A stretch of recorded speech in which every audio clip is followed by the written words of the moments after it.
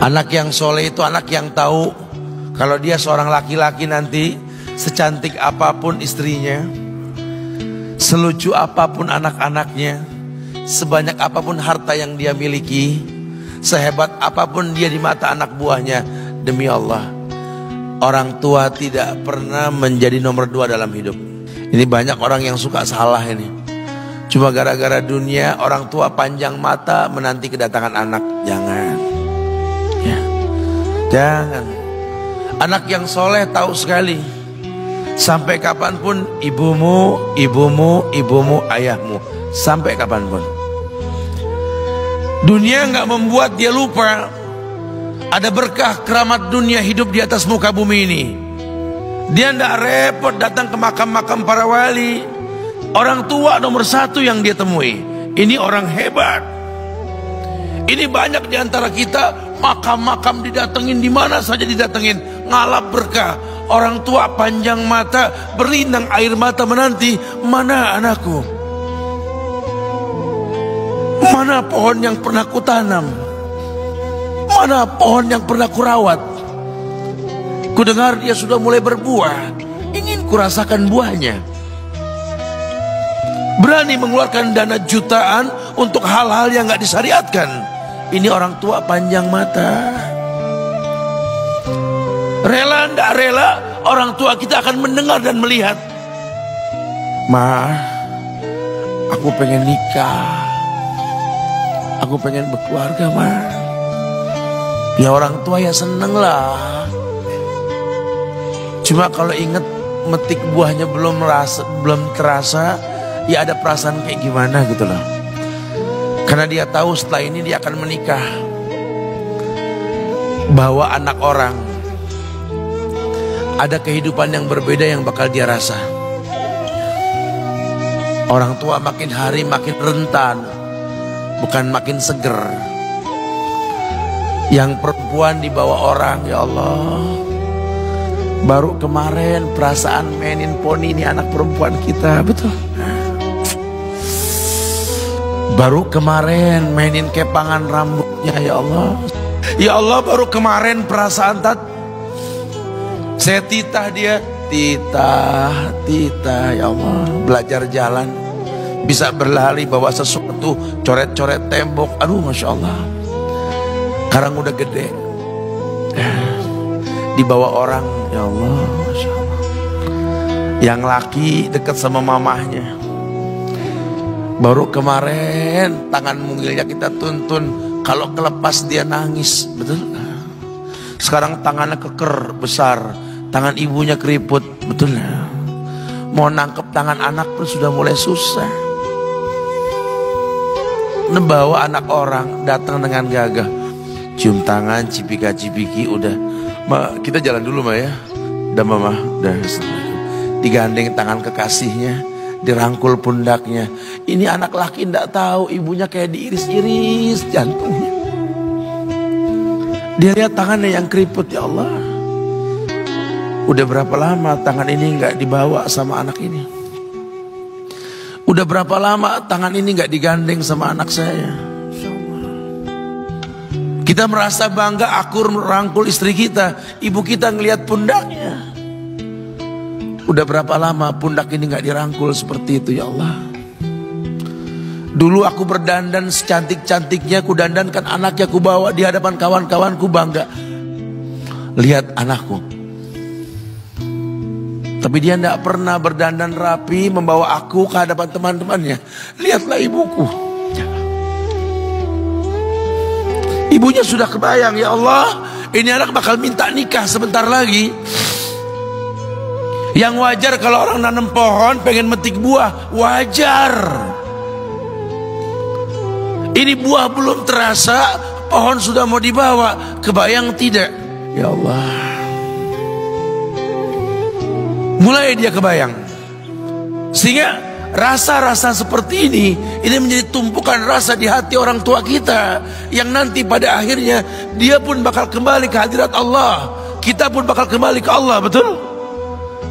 Sementara yang namanya kemuliaan datang dengan cara sabab yang benar. Ridallah fi ridal walidain wa sukhtullah fi sukhtil walidain. Ridanya Allah ada di ridho orang tua, murkanya pun sama. Karena semua ibadah yang dia lakukan berujung pada surga. Dan yang paling gampang ketika dia mau menaklukkan dunia, demi Allah, berkah orang tua dulu yang diambil.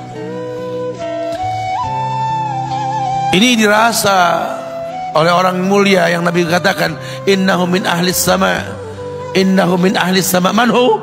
Siapa dia?